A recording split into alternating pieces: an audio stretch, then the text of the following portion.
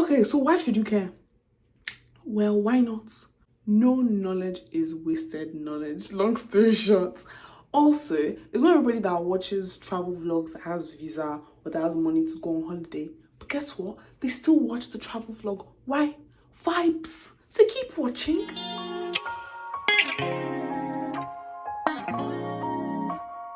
Hello, welcome to Materials and Me. Materials being the study of stuff and me being Eri. So today we're going to start off a little segment I'm going to start calling Eri Explains. Let's get into it, yeah. So let's get some formulas down because that's just how my spirit operates. So we're first going to start with stress, and if you did GCSE physics, you already know that pressure equals force over area, and it's the exact same thing for stress. Stress equals force over area, and if anybody remembers anything from GCSE physics, you'll know that the units are newtons per meter squared, or pascals. So let's put pascals here. Actually, I'm going to put megapascals because when I'm actually looking at...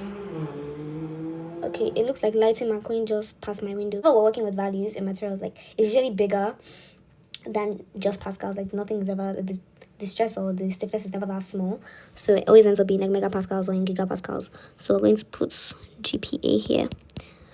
And strain is actually unitless.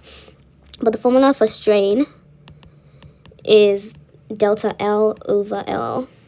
And what that basically means, don't let the Greek scare you, it just means the change in length over the original length. So if this makes better sense to you, just think of it as the final length of the material, like after you've stretched it, minus the original length divided by the original length. I don't know, whichever one looks like English to you, that's the one you should run with. Okay, so now to the actual graph. So the material behaves plastically.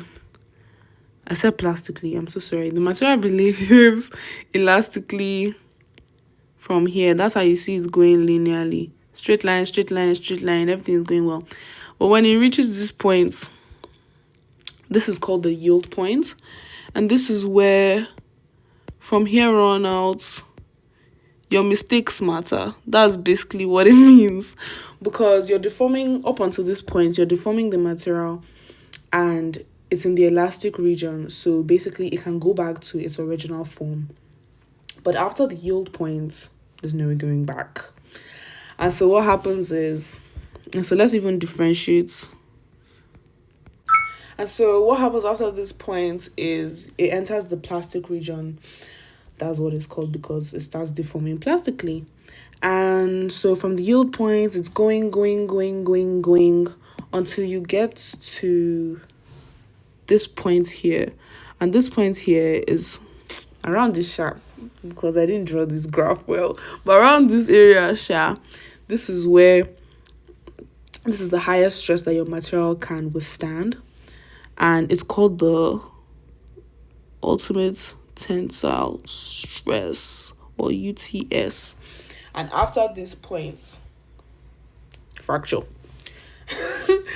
rupture, everything. So after the UTS, the material just, things go downhill. So let's label this part as well. And call it the plastic region. So we said in plastic region, your mistakes counts. But the stress strain curve tells you so much more. So apart from, telling you where the yield point is, the ultimate tensile strength, it's obviously from having stress and strain, you can also find out what whatchamacallit is.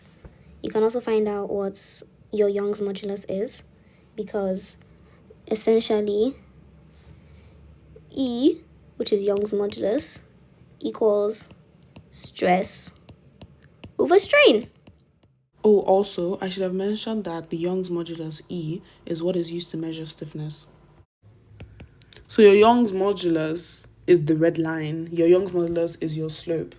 But apart from that, you can also find out toughness. And I know you're thinking, wait, but we're talking about strength, we're talking about stiffness. Why are we now talking about toughness? Toughness, so that you have definitions. Your toughness is the measure of the ability of a material to absorb energy before fracture. So essentially, your toughness is the area under your graph, your stress strain curve. And so we're going to use, we love colors. We're going to use another color to indicate this. So we're going to use a yellow highlight. I almost said red. I don't know my colors. So the area under the curve. I'm going to indicate it as being toughness. Well, apart from toughness, you can also tell from a stress strain curve the ductility of a material. And the ductility is the measure of the ability of a material to plastically deform before fracture. So what that basically means is this green area here, the more ductile the material, the more of the green area you have. That's basically what it means. So a brittle material, it will probably just look like this. Let's use this. I read something. So the UTS, right after the UTS, the thing will just break. So there's no hello, good afternoon, good night. It's actually just hello, good night. That's basically what it would look like for a brittle material. So let's undo it so it doesn't look too confusing. But yeah, I hope that makes sense. If it didn't, I don't know, sue me. Because this took a lot. This actually took a lot. I'm hoping in the future I'll make a better version of this. But for now, this is what you get. God bless. Just bear with the hair, please. I should actually say that the stress strain curve we're looking at is with relation to a tensile test, which basically means stretching material till it says you don't do. So fracture.